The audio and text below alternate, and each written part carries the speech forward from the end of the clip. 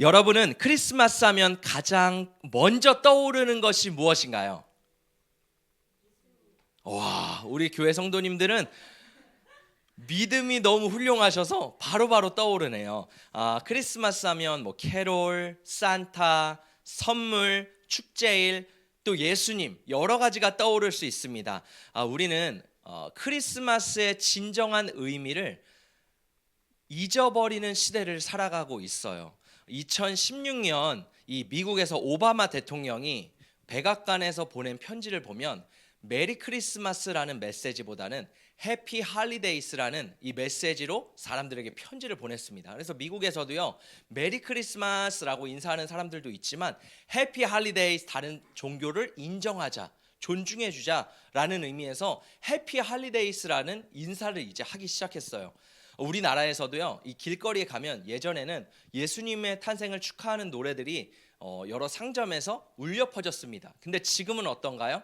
마치 스노우맨 아니면 산타클로스에 대한 노래들이 더 많이 퍼져가는 그런 시대를 우리가 살아가고 있습니다. 저희 아이들도 이제 어린이집에서 크리스마스를 배우잖아요. 그러면 예수님이 탄생하셨던 날보다는 마치 산타클로스가 와가지고 루돌프 사슴과 함께 선물을 준다라는 의미가 더 많이 있어요. 그래서 아이들이 예수님을 기다리다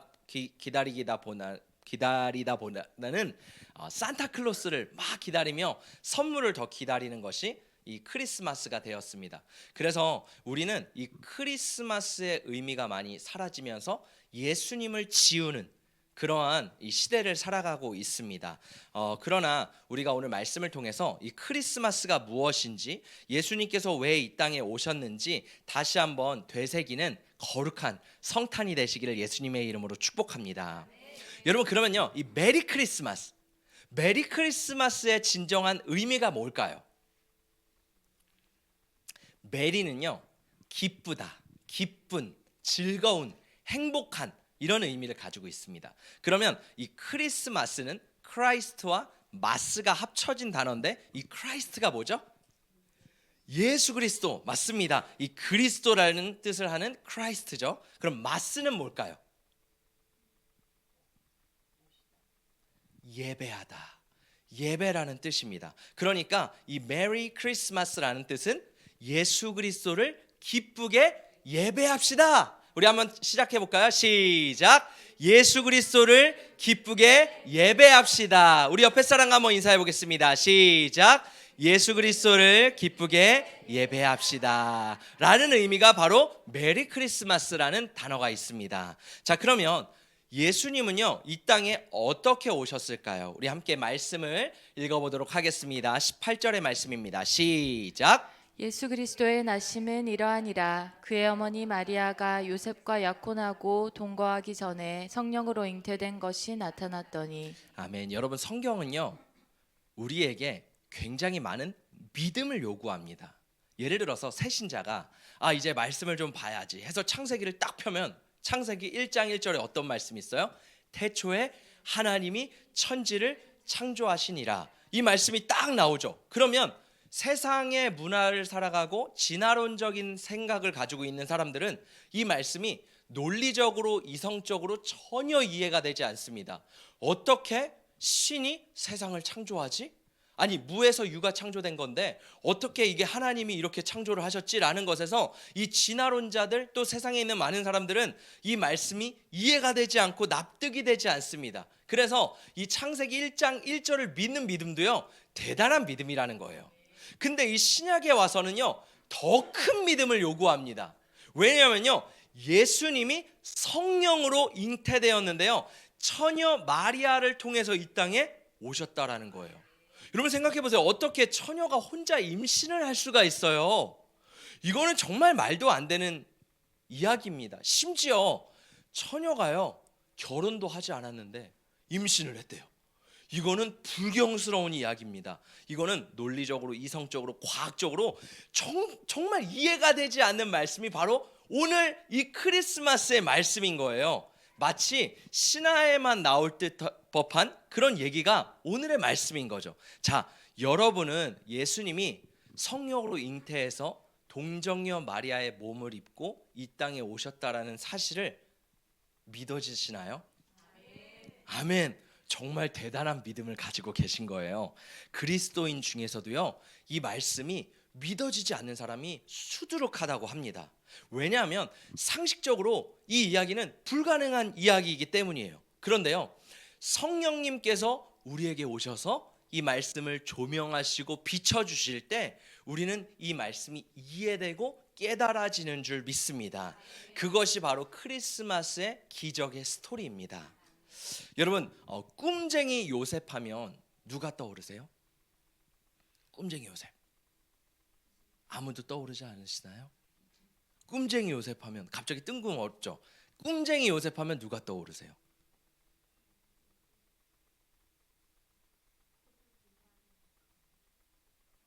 창세기에 나오는 그 요셉, 꿈꿨던 요셉, 그게 떠오르세요? 네, 맞습니다. 근데요, 여러분, 우리는요 대부분 꿈쟁이 요셉 하면 구약에 있는 요셉을 많이 생각하잖아요.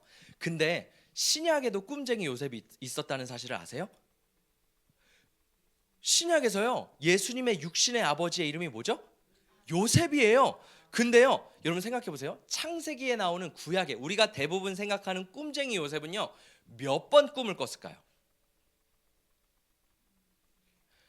구약 통독이 곧 기다리고 있습니다. 할렐루야. 몇 번 꿈을 꿨을까요? 2번 꿨습니다. 2번. 여러분, 왜냐면 별들이 절하고 벼들이 절하잖아요. 그때 2번 꿈을 꿨어요. 그러면 신약에 나온 예수님의 그 육신의 아버지 요셉은 꿈을 몇 번 꿨을까요? 우리가 신약을 통독하고 있는데요, 다시 마태복음으로 돌아가야 될 것 같아요. 4번 꿨습니다. 우리가 대부분 꿈쟁이 요셉이라고 하면 구약에 있는 그 요셉, 총리 요셉을 생각하잖아요. 근데 예수님의 육신의 아버지 요셉은요 4번 꿨어요. 그러니까 진짜 꿈쟁이 요셉은 누구예요? 예수님의 육신의 아버지라는 거예요. 할렐루야.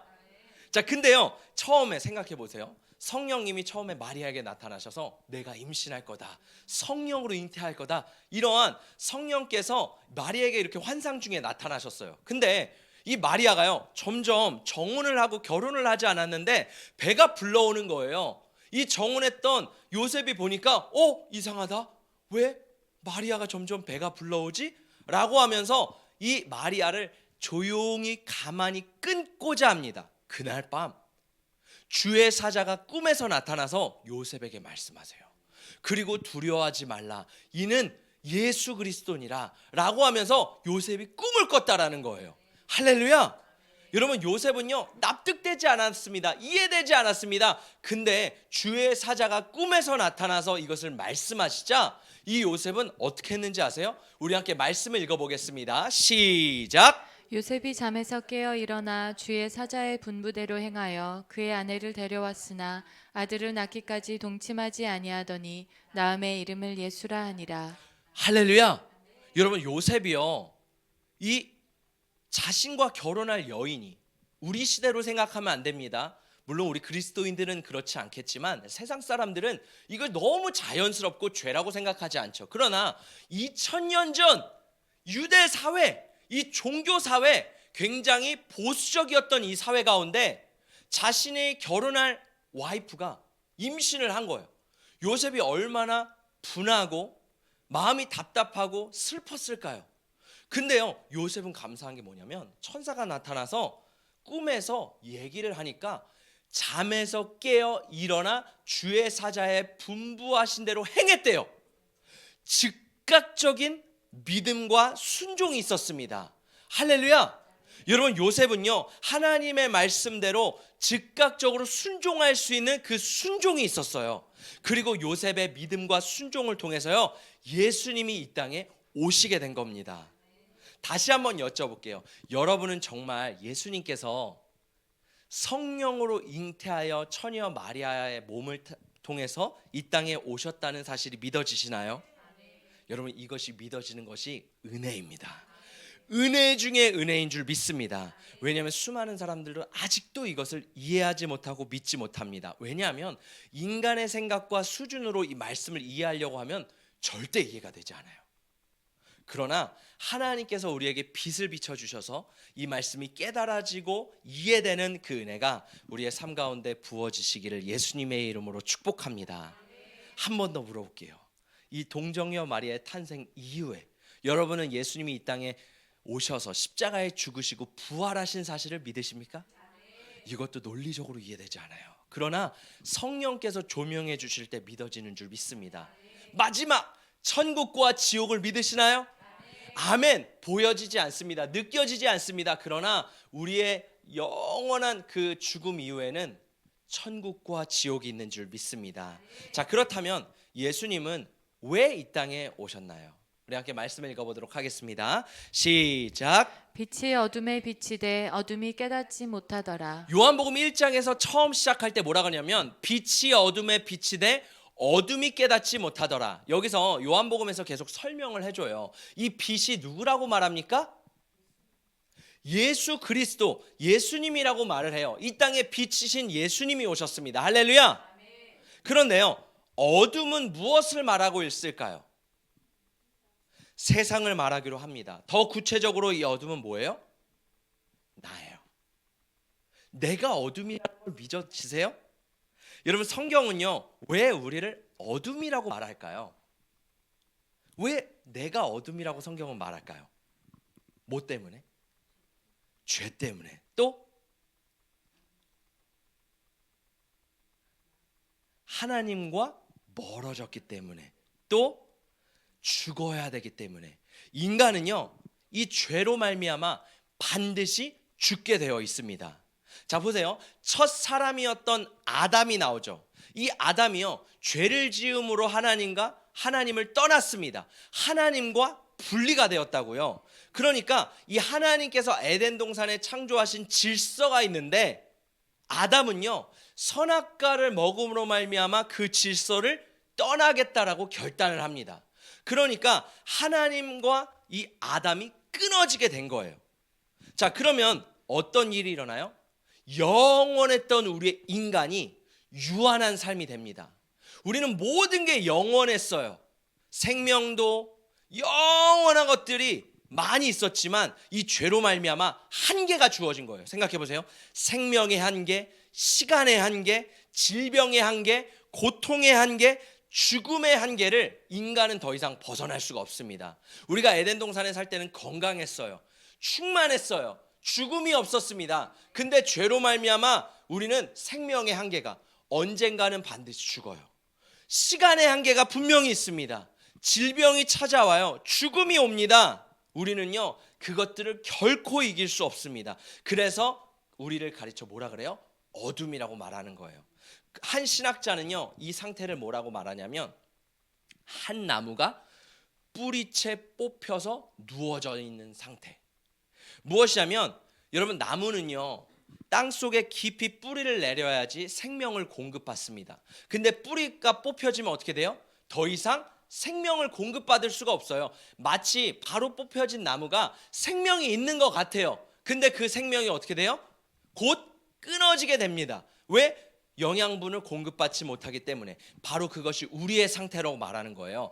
하나님 안에 우리가 생명을 늘 공급받아야 되는데 하나님으로부터 죄로 말미암아 뿌리 뽑아져서 우리는 마치 살아있는 것 같아요. 근데 그 시간이 똑딱똑딱 흐르면서 나무가 죽듯이 우리의 영혼도 죽게 된다라는 것입니다. 근데 중요한 건 뭐예요? 예수님이 이 땅에 오셔서 십자가로 이 모든 것들을 해결하셨다는 거예요. 그리고요, 하나님과 우리가 연결되었습니다. 다시 연결되어서 우리에게 무엇을 주셨대요? 영원한 생명을 우리에게 주셨다라는 것입니다. 그래서 에베소서에는 이렇게 말합니다. 너희가 전에는 어둠이더니 이제는 주 안에서 빛이라. 할렐루야. 빛의 자녀들처럼 행하라. 빛이신 예수님이 어둠 가운데 우리 가운데 오셨어요. 그래서 우리에게 빛을 주셨습니다. 여러분, 저는 이 말씀을 묵상할 때마다 이것이 떠올라요. 마치 크리스마스에 여기 보면 빛이 반짝반짝 거리잖아요. 세상에 나가면요, 어둠밖에 없는 거예요. 영적인 눈으로 봤을 때. 근데 진짜 예수 그리스도의 빛과 생명이 있는 그리스도인들은 이 어둠, 칠흑 같은 어둠 가운데 뭐가 있어요? 빛이 있는 거예요. 영적으로 보면 와, 우리 집사님, 우리 학생, 우리 권사님, 우리 전도사님 보면은 그 영혼 가운데 빛이 반짝반짝 빛나는 것입니다. 왜? 예수의 생명이 내 안에 있기 때문에. 할렐루야. 그래서요, 세상에 많은 사람들은요, 죽으면 끝이에요. 그 이후에 둘째 사망이 주어집니다. 영원히 빛이 없습니다. 그러나 예수를 믿은 우리 가운데 뭐가 있어요? 빛이 있습니다. 우리가 죽음을 경험하여도 슬퍼하지 않고 두려워하지 않는 이유는 뭐예요? 내 안에 그 빛이 있고요, 그 빛이 영원토록 꺼지지 않을 것이기 때문에 우리 그리스도인들은 죽음 앞에서 두려워하지 않는 줄 믿습니다. 할렐루야. 그것이 우리가 가진 믿음이라는 거예요. 여러분, 예수님이 이 땅에 오신 이유가 뭐예요? 죄와 죽음으로부터 우리를 구원하시기 위해 이 땅에 오셨습니다. 세상에는요, 내가 죄인이라고 고백하는, 자백하는 순간 수갑을 차고 감옥에 갑니다. 제가 이런 죄를 지었습니다. 그러면 바로 신고가 들어가요. 근데요, 그리스도 예수 안에서는요, 우리의 죄를 회개하면 어때요? 더 속박이 되고 올가매는 것이 아니라 이상하게 예수님 앞에 우리의 죄를 회개하고 고백하면요, 우리 안에 빛이 임하고 진정한 자유가 시작되는 줄 믿습니다.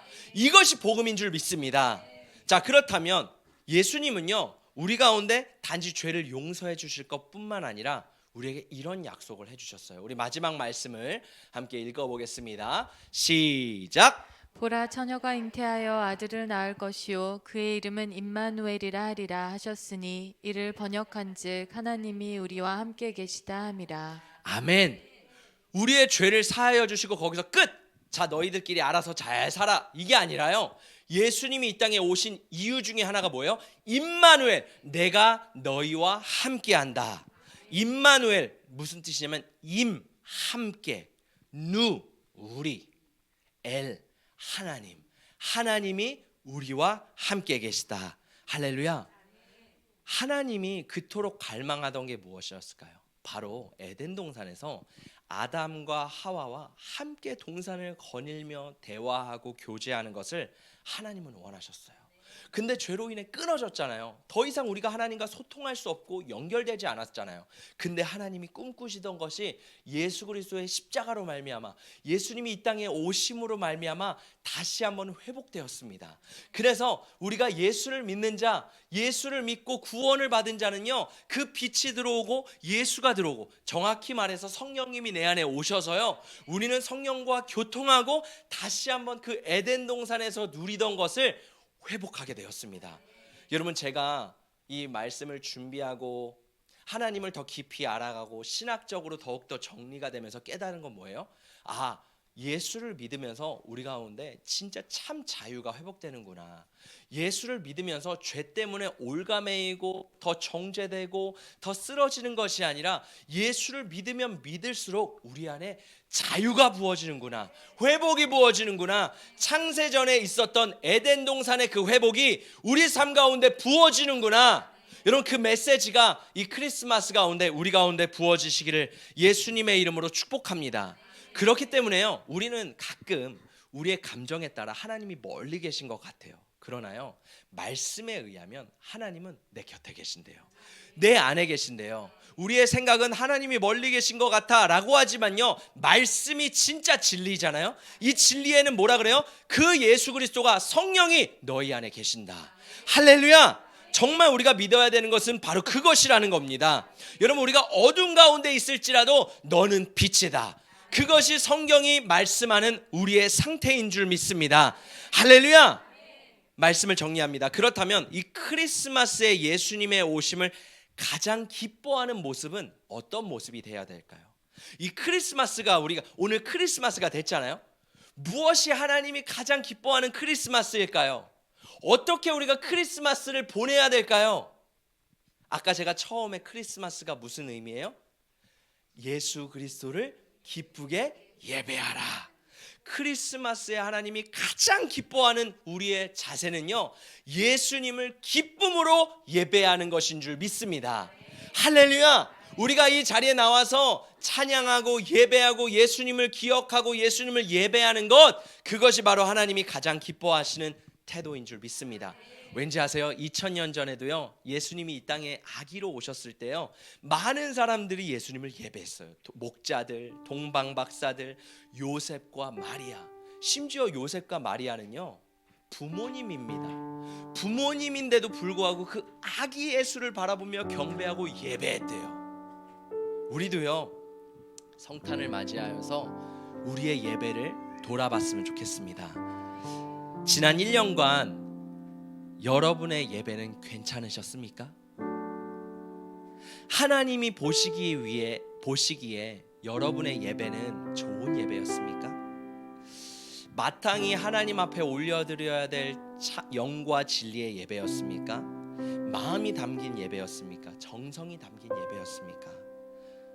여러분, 만약에 1년간 우리의 예배가 그렇지 못했다면 2025년 이 성탄절을 맞이하여서 이 성탄절부터는 하나님 앞에 온전히 영과 진리, 우리의 마음과 정성 모든 것을 드리는 그런 예배가 드려지기를 결단하시기를 예수님의 이름으로 축복합니다.